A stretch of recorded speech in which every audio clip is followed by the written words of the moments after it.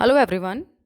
चलिए अब हम दक्षिण पूर्वी एशिया के आर्थिक प्रारूप के सेकंड पार्ट को पढ़ते हैं और इस सेकंड पार्ट में हम दक्षिण पूर्वी एशिया के खनिज संसाधनों को पढ़ेंगे। देखिए, दक्षिण पूर्वी एशिया के देशों के खनिज संसाधनों की यदि हम बात करें तो यहाँ खनिज संसाधनों की उपलब्धता में काफ़ी विविधता पाई जाती है और कुछ क्षेत्र तो ऐसे हैं जहाँ बहुत ही सीमित मात्रा में खनिज संसाधन मिलते हैं। दक्षिण पूर्वी एशिया में टिन के उत्पादन में प्रथम स्थान है, यानी साउथ ईस्ट एशिया पूरे वर्ल्ड में टिन का सबसे ज़्यादा प्रोडक्शन करता है। वहीं मैग्नीज, टंगस्टन, सीसा जस्ता, चांदी, पेट्रोलियम का उत्पादन भी यहाँ से होता है। अधिकांश खनिज जो हैं वो यहाँ पर सीमित मात्रा में ही मिलते हैं। अब हम लेते हैं दक्षिण पूर्वी एशिया के देशों को और हम ये डिस्कस करेंगे कि इन देशों में कौन कौन से जो खनिज संसाधन उपलब्ध हैं। इस क्रम में हम सबसे पहले लेते हैं म्यांमार को। देखिए, म्यांमार खनिजों की दृष्टि से संपन्न देश माना जाता है। हालांकि यहाँ पर खनिजों के जो उत्पादन में काफ़ी कमी आई है, लेकिन फिर भी यहाँ पर खनिज काफ़ी मात्रा में मिलते हैं। पेट्रोलियम यहाँ का प्रमुख खनिज है। इसके अलावा सीमित मात्रा में टंगस्टन, सीसा जस्ता, एंटीमनी, चांदी, सोना, निकेल, तांबा आदि पर यहाँ पर उपलब्ध है। पेट्रोलियम की अगर हम बात करें तो देखिए, पेट्रोलियम म्यांमार का प्रमुख खनिज है और यहाँ पर जो पेट्रोलियम उत्पादक क्षेत्र है वो यानांगयांग क्षेत्र से लेकर चिंदवन नदी तक फैला हुआ है। और पेट्रोलियम का उत्पादन जो था वो ब्रिटिशर्स जब यहाँ पर आए थे, अपनी कॉलोनी इस्टेब्लिश की थी, तो ब्रिटिशर्स के टाइम से यहाँ पर पेट्रोलियम का उत्पादन हो रहा है। तो चिंदवन नदी और यानांगयांग क्षेत्र तक ये जो oil producing region, petroleum producing region यहाँ स्थित है म्यांमार में। इसके अलावा समुद्र तटीय क्षेत्रों में भी पेट्रोलियम मिलने की यहाँ पर संभावना जताई जा रही है। म्यांमार की स्थानीय खपत के बाद सीमित मात्रा में निर्यात के लिए भी पेट्रोलियम बच जाता है, यानी कुछ अमाउंट में पेट्रोलियम म्यांमार एक्सपोर्ट भी करता है। दूसरा जो म्यांमार का खनिज है वो टिन। टिन का महत्व के अनुसार म्यांमार के खनिजों में द्वितीय स्थान है। यह यानी टिन जो खनिज है वो टेनासरिन के टेवाय तथा मुरगुई क्षेत्र और शान पठार के मीची क्षेत्र व कुछ उत्तरी भागों में मिलता है। आपको ये ध्यान रखना है, म्यांमार में टिन जो है टेनासरिम के टेवाय तथा मुरगुई क्षेत्र, शान पठार के मोची क्षेत्र और कुछ जो नदन पार्ट्स है वहाँ पर मिलता है। फिर आता है सीसा जस्ता। सीसा जस्ता बाडविन क्षेत्र से निकाला जाता है, यानी म्यांमार के बाडविन क्षेत्र से सीसा जस्ता निकाला जाता है। चांदी भी मुख्यतः यहीं से प्राप्त होती है। अब हम बात करते हैं टंगस्टन की।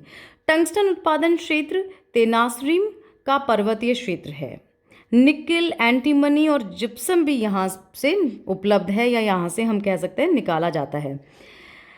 अब ये जो क्षेत्र है निकेल का और ये सब जो क्षेत्र है, इसमें जस्ते का जो वार्षिक उत्पादन है वो लगभग 5500 टन के आसपास होता है।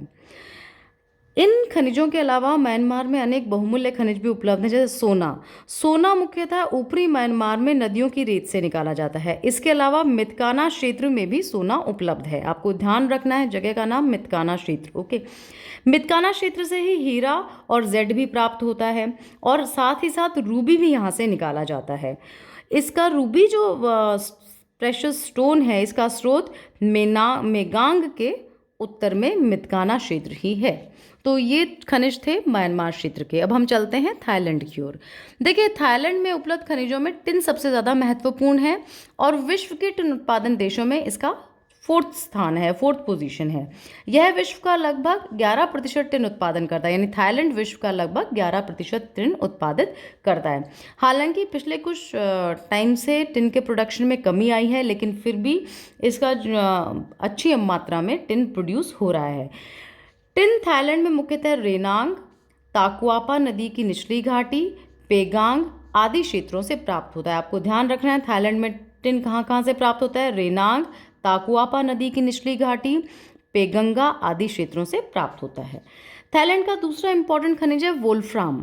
वोल्फ्राम का उत्पादन में थाईलैंड का स्थान एशिया में प्रथम है और इसका जो वार्षिक उत्पादन है वो लगभग 3467 टन के आसपास होता है। और ये वोल्फ्राम जो है इसका संपूर्ण उत्पादन थाईलैंड के दक्षिणी भाग में होता है, जिसे हम दक्षिणी थाईलैंड कहते हैं। तो आपको ध्यान रखना है वोल्फ्राम का उत्पादन सदर्न थाईलैंड में होता है। सदर्न थाईलैंड में उत्पादित अन्य खनिजों में हम tungsten, antimony, manganese, gypsum, fluoride, जस्ता को भी रखते हैं। लिग्नाइट कोयला भी दक्षिणी थाईलैंड के काबी क्षेत्र से निकाला जाता है। आपको ध्यान रखना है लिग्नाइट कोयला दक्षिणी थाईलैंड के काबी क्षेत्र से निकाला जाता है। इसके अलावा कुछ मात्रा में यहाँ पर बहुमूल्य जो रत्न हैं वो भी प्राप्त होते हैं, लेकिन बहुत बहुत लिमिटेड अमाउंट में प्राप्त होते हैं। अगला हम देश जो लेते हैं साउथ ईस्ट एशिया का, वो लेते हैं मलेशिया। देखिए मलेशिया में उपलब्ध खनिजों में अगर हम बात करें तो प्रमुख खनिज हैं टिन, लोहा, बॉक्साइट, सोना, कोयला, खनिज तेल आदि। टिन मलेशिया का प्रमुख खनिज है। एक स्कॉलर हैं स्पेंसर का कहना है कि मलाया की अत्यधिक उत्पादक अर्थव्यवस्था की मूल क्रिया टिन ही है। यानी यहाँ पर जो भी मेन इकोनॉमिक एक्टिविटी है वो टिन का खनन है। और नेचुरल बात है, जब मेन इकोनॉमिक एक्टिविटी टिन है तो इसका मतलब टिन जो है यहाँ की अर्थव्यवस्था में इम्पॉर्टेंट रोल प्ले करता है। वर्तमान समय में मलेशिया में विश्व का सर्वाधिक टिन उत्पादित होता है और विश्व के उत्पादन का लगभग 1/3 जो भाग है वो मलेशिया से उत्पादित होता है। मलेशिया का संपूर्ण टिन जो अगर कि हम वितरण की बात करें तो संपूर्ण टिन मलाया प्रायद्वीप से ही उपलब्ध होता है। यहाँ पेनांग राज्य को छोड़कर सभी राज्यों में टिन निकाला जाता है। टिन उत्पादक राज्यों में पेनांग राज्य अग्रणी है जो लगभग आधा टिन उत्पादित करता है। आपको ये ध्यान रखना है मलेशियन जो टिन है वो कहाँ से निकलता है, मलाया पेनिनसुलर एरिया से, मलाया प्रायद्वीप के क्षेत्र से। और यहाँ पेनांग राज्य है वो टिन का के उत्पादन में सबसे अग्रणी राज्य है जो लगभग आधा यानी 50% जो टिन का प्रोडक्शन करता है। दूसरा स्थान टिन के प्रोडक्शन में जो मलाया पेनिनसुला का पार्ट है उसमें है सेलांगोर राज्य का। यहाँ लगभग पूरे मलेशिया का 30% टिन प्रोड्यूस होता है। क्लियर हो गया। अब हम मलेशिया के लोहे को की ओर चलते हैं। देखिए यह लोहा मलेशिया का दूसरा प्रमुख खनिज है। ये भी अधिकांशतः मलाया प्रायद्वीप से उपलब्ध होता है। इसका जो वार्षिक उत्पादन है लगभग 20.8 लाख टन है। इसका सर्वाधिक उत्पादन पेहांग तथा ट्रेगानू राज्यों से होता है। पेहांग तथा ट्रेगानू राज्यों से होता है। इसके अतिरिक्त जोहोर, केलांटन तथा पेहांग राज्यों में भी यह सीमित मात्रा में उपलब्ध है। फिर जो मलेशिया में खनिज उपलब्ध है वो है बॉक्साइट। मलेशिया में जोहोर राज्य के दक्षिणी भाग में तिलोक रामुनिया क्षेत्र में बॉक्साइट मिलता है। सारावाक के पश्चिमी भाग के सैम्पटन क्षेत्र से भी बॉक्साइट निकाला जाता है। इसका वार्षिक अगर उत्पादन की हम बात करें, एनुअल प्रोडक्शन की हम बात करें तो वार्षिक प्रोडक्शन काफ़ी अधिक मात्रा में यहाँ पर होता है। सोना यहाँ खानों तथा नदी की रेत से प्राप्त होता है। पेहांग तथा केलांटन राज्यों में तथा केलांटन नदी की बालू से सोना यहाँ पर निकाला जाता है। तांबा पेहांग प्रांत से प्राप्त होता है। मलेशिया में लिग्नाइट कोयला भी हमें उपलब्ध होता है। इसके अलावा प्रधान क्षेत्र सेलगोर राज्य में स्थित है। सीमित मात्रा में सारावाक तथा साबाह के पूर्वी क्षेत्र में भी कोयला निकाला जाता है। खनिज तेल के क्षेत्र यहाँ सारावाक के गिरी क्षेत्र तथा मलाया के लुटांग प्रांत में है। हालांकि यहाँ पर उत्पादन काफ़ी सीमित है। यहाँ उपलब्ध खनिज मैग्नीज, एंटीमनी, एल्मेनाइट व टंगस्टन है। तो ये था मलेशिया के खनिज संसाधनों की बात। अब हम बात करते हैं वियतनाम के खनिज संसाधनों की बात। खनिजों की दृष्टि से वियतनाम की अगर हम बात करें तो बहुत ही निर्धन देश है, गरीब देश है। अधिकांश खनिज यहाँ के उत्तरी भाग में ही मिलते हैं। यहाँ का प्रमुख खनिज कोयला है। कोयले में एंथ्रासाइट और लिग्नाइट दोनों ही प्रकार के कोयले यहाँ पर मिलते हैं। और वार्षिक कोयले का जो उत्पादन की हम बात करें तो 50 लाख टन यहाँ पर उत्पादित होता है। ये संपूर्ण जो कोयला क्षेत्र है ये उत्तरी भाग में स्थित है। यहाँ के प्रमुख कोयला उत्पादक क्षेत्र एलोंग खाड़ी के सहारे थयेंग कियांग, थाई, नगुयेन तथा होंगाई क्षेत्र हैं। आपको इन क्षेत्र ध्यान रखने हैं। वियतनाम में जो कोयला प्रोड्यूसिंग या कोल प्रोड्यूसिंग रीजन्स हैं वो एलोंग की खाड़ी, के सहारे सहारे थिएन क्वांग, थाई नगुयेन तथा होंगाई क्षेत्र हैं। यहाँ के प्रमुख खनिज लोहा, manganese, titanium, chromite, bauxite, phosphate और चूना पत्थर भी मिलते हैं, लेकिन मात्रा बहुत सीमित है यहाँ पे। वास्तव में यहाँ खनिजों का पर्याप्त भूगर्भिक सर्वेक्षण ही नहीं हुआ है। कारण ये है कि जो एक्सप्लोरेशन है मिनरल्स का वो यहाँ पर बहुत कम हुआ है।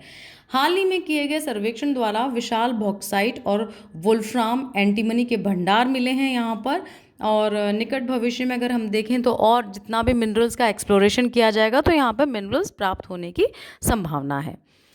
अगला देश है कंबोडिया। कंबोडिया को हम कंपूचिया भी कहते हैं। कंबोडिया में खनिज बहुत ही कम मात्रा में उपलब्ध हैं। उपलब्ध खनिज भी परिवहन और पर्याप्त अनुसंधान के अभाव में पूरी तरह उत्पादित नहीं किए जाते। फॉस्फेट यहाँ का प्रमुख खनिज है। यह यहाँ पर्वतीय क्षेत्रों में प्रचुरता से उपलब्ध है। मतलब कंबोडिया का अगर प्रमुख खनिज पूछा जाए तो वो फॉस्फेट है। यहाँ इसके भंडार पर्याप्त मात्रा में होने की संभावना है। पश्चिमी पर्वतीय क्षेत्र में उत्तम आकार का इमारती पत्थर भी मिलता है। उत्तरी भाग में लोहा खनिज भी उपलब्ध है। नदियों की रेत से कुछ सोना भी निकाला जाता है यहाँ पे। यहाँ उपलब्ध अन्य खनिज कोयला, मैग्नीज, तांबा, सीसा, जस्ता हैं। ये सभी खनिज बहुत सीमित मात्रा में उपलब्ध हैं। इसके कारण देश के औद्योगिक विकास जो है वो काफ़ी कम है, लेकिन औद्योगों के विकास में ये एक अपना इम्पॉर्टेंट रोल भी प्ले करते हैं। नेक्स्ट देश हम लेते हैं लाओस। देखिए, लाओस में यद्यपि विविध प्रकार के खनिज संसाधन उपलब्ध हैं, लेकिन उनका शोषण बहुत कम हो रहा है। यहाँ के प्रमुख खनिज टिन, लोहा, वोल्फ्राम, तांबा, सोना, जिप्सम और नमक हैं। टिन मुख्यतः नदियों की घाटियों में उपलब्ध है। इसका प्रमुख क्षेत्र थाकेक प्रांत एवं फांशियो क्षेत्र है।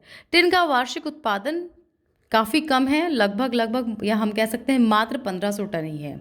सीमित मात्रा में यहाँ पर कोयला भी मिलता है। यानी लाओस जो है अपना इंडस्ट्रीज़ के लिए जो मिनरल रिसोर्सेज हैं उसको इंपोर्ट करना पड़ता है, क्योंकि यहाँ बहुत कम मात्रा में खनिज संसाधन उपलब्ध हैं।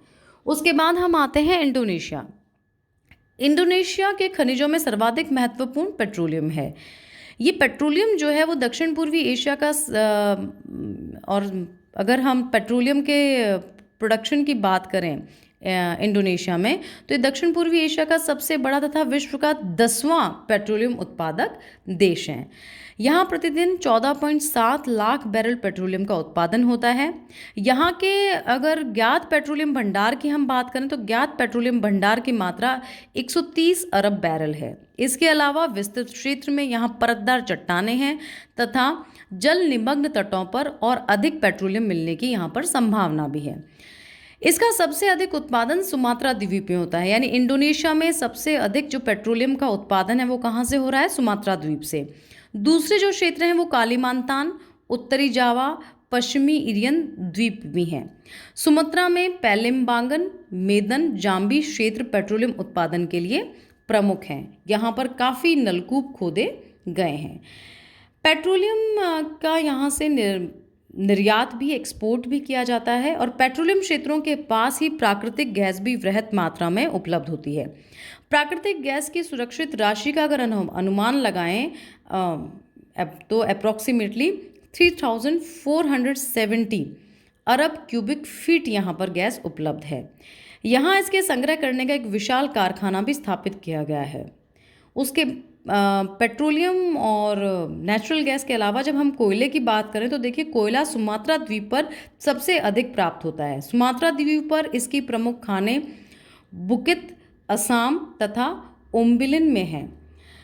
कालीमांतान के महाकाम क्षेत्र में भी कोयला मिलता है। आपको ध्यान रखना है, कालीमांतान द्वीप के महाकाम क्षेत्र से भी कोयला उत्पादित होता है इंडोनेशिया में। इंडोनेशिया के अन्य खनिजों की यदि हम बात करें तो बॉक्साइट, तांबा, निकल और टिन यहाँ पर मुख्य रूप से उपलब्ध हैं। बॉक्साइट का जो मुख्य प्रमुख उत्पादक क्षेत्र बिंटन द्वीप है।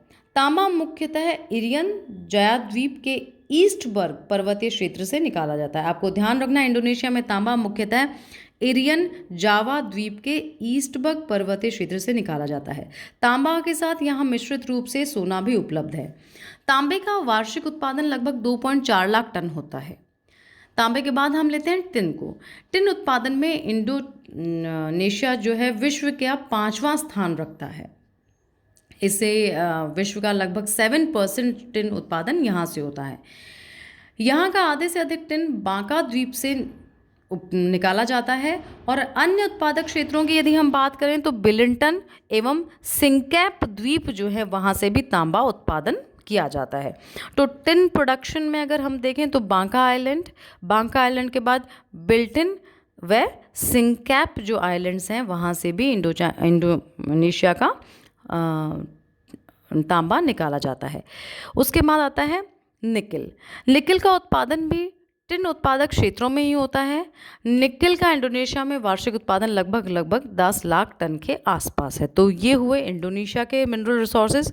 मेन मिनरल रिसोर्स पेट्रोलियम है, पेट्रोलियम के बाद प्राकृतिक गैस आता है, उसके बाद कोयला, उसके बाद आपका बॉक्साइट, फिर तांबा, फिर निकिल। ये इम्पॉर्टेंट मिनरल्स हैं इंडोनेशिया के। उसके बाद हम लेते हैं फिलीपींस को। देखिए फिलीपींस में अनेक प्रकार के खनिज उपलब्ध हैं, हालांकि मात्रा वही बहुत सीमित है क्योंकि साउथ ईस्ट एशियन कंट्रीज़ में मिनरल रिसोर्सेज बहुत कम है, जैसा कि अपन स्टार्टिंग में डिस्कस कर चुके हैं। मेन जो अगर खनिजों की हम बात करें तो मेन खनिज तांबे का जो कुल उत्पादक जो हो रहा है फिलीपींस में वो लगभग इसका मूल्य 78% है। यानी मेन अगर इकोनॉमी में प्रोडक्शन कोई खनिज रोल प्ले कर रहा है तो वो तांबा है। उसके बाद सोना आता है। सोना यहाँ पर लुजोन के उत्तरी व दक्षिणी भाग में मिंडानाओ द्वीप, मास्बाटे द्वीप से प्राप्त होता है। और इसका जो वार्षिक उत्पादन की यदि हम बात करें तो लगभग 22,000 किलोग्राम सोना यहाँ से प्राप्त होता है, जो मॉनसून एशिया का सबसे ज़्यादा उत्पादन है। फिलीपींस में मॉनसून एशियन कंट्रीज़ का सबसे ज़्यादा सोना उत्पादित होता है, ये ध्यान रखना है आपको। उसके बाद आती है चांदी लुजोन के उत्तरी और दक्षिणी भाग से उपलब्ध है। फिर अगर हम बात करें यहाँ पाए जाने वाले खनिजों की फिलीपींस में तो वो है क्रोमाइड लुजोन के जाम्बेल्स प्रांत में सर्वाधिक निकाला जाता है। फिलीपींस में क्रोमाइड का जो वार्षिक उत्पादन है वो लगभग 5.2 लाख टन है। लोहा फिलीपींस वाले एरिया में लुजोन के पूर्वी भाग में स्थित केमेराइन्स नार्टे तथा मिंडानाओ में सुरीगाओ क्षेत्र से प्राप्त होता है। सीजा जस्ता लुजोन प्रांत तथा पारा पालवान द्वीप से निकाला जाता है। इसके अलावा यहाँ मैग्नीज, जिप्सम, मेलिब्डिनम, इमारती पत्थर भी उपलब्ध हैं। कहा जा सकता है कि फिलीपींस खनिजों की दृष्टि से समृद्ध है। इसके और अधिक विकास के लिए भू सर्वेक्षण और तकनीकी ज्ञान की आवश्यकता है। तो ये हुए मेन जो कंट्रीज़ हैं साउथ ईस्ट एशिया के, उनके मिनरल रिसोर्सेज। क्वेश्चंस जब पूछा जाएगा, जैसे मैं पहले बता रही हूँ कि दक्षिण पूर्वी एशिया के आर्थिक प्रारूप को डिस्कस करो, तो पहले आप एग्रीकल्चर को, जैसा अपन ने वीडियो में डिस्कस किया था, वो करेंगे। उसके बाद आप मिनरल्स को डिस्कस करेंगे। नेक्स्ट जो पार्ट है वो होगा इंडस्ट्रीज़ का पार्ट, वो भी एक जो हमारे आर्थिक प्रारूप के अंतर्गत सम्मिलित होगा।